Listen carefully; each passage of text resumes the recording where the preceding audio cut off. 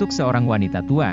Pasukan Israel bertempur dengan para pejuang Palestina di kota Jenin, tepi barat, yang diduduki, dan dituduh menggunakan gas air mata di rumah sakit. Pasukan Israel telah menewaskan sedikitnya 9 orang Palestina dan melukai lebih dari selusin orang lainnya dalam salah satu hari paling mematikan di tepi barat yang diduduki sejak serangan Israel meningkat pada awal tahun lalu. Seorang wanita tua dilaporkan termasuk di antara korban tewas, menurut para pejabat Palestina. Dalam salah satu hari paling mematikan di tepi barat yang diduduki sejak serangan Israel meningkat pada awal tahun lalu.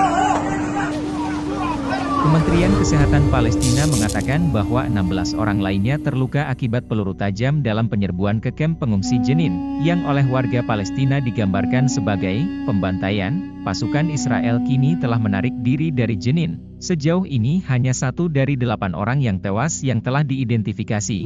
Saeb Issam Zreiki, 24 tahun. Para pejabat kesehatan mengatakan bahwa situasi di lapangan sangat sulit, dengan korban luka yang terus berdatangan ke rumah sakit, dan pasukan Israel menghalangi ambulans dan petugas medis. Ada invasi yang belum pernah terjadi sebelumnya, dalam hal seberapa besar dan jumlah korban yang terluka, ujar Wissam Bakar, Kepala Rumah Sakit Umum Jenin, kepada Al Jazeera. Sopir ambulans berusaha mendekati salah satu syuhada yang terbaring di lantai, namun pasukan Israel menembaki ambulans secara langsung dan mencegah mereka mendekatinya, lanjut Bakar. Pasukan Israel juga menembakkan tabung gas air mata ke arah rumah sakit yang merembes ke divisi anak-anak, kata Bakar, menyebabkan luka-luka sesak napas termasuk di antara anak-anak.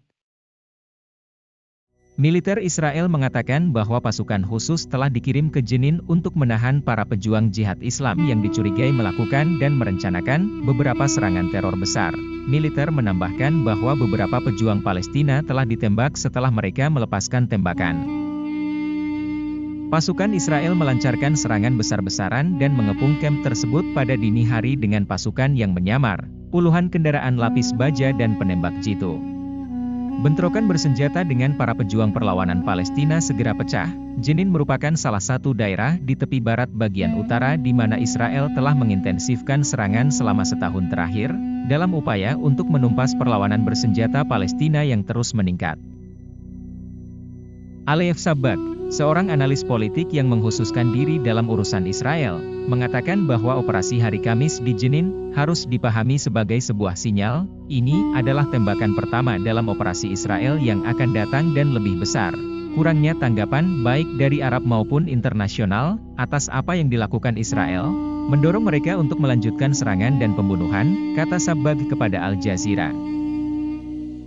Penargetan ambulans dan rumah sakit, mencegah bantuan kepada orang-orang yang terluka, eksekusi di lapangan, bahkan pembunuhan Shirin Abu Akleh tidak ada pertanggungjawaban.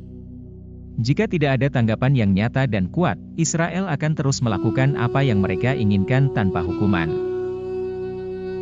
Shirin Abu Akleh dari Al Jazeera, seorang koresponden veteran yang telah meliput wilayah Palestina yang diduduki selama lebih dari 25 tahun, ditembak dan dibunuh pada bulan Mei ketika ia meliput sebuah penyerbuan di kamp pengungsi Jenin. Belum ada yang bertanggung jawab atas pembunuhannya. Jumlah warga Palestina yang terbunuh oleh pasukan Israel dalam penggerebekan di tepi barat dan Yerusalem Timur yang diduduki pada bulan Januari telah meningkat menjadi sedikitnya 29 orang, termasuk 5 anak-anak. Sedikitnya 15 dari mereka yang tewas berasal dari Jenin. Lebih dari 170 orang Palestina tewas dalam penggerebekan semacam itu pada tahun 2022, banyak di antaranya adalah warga sipil.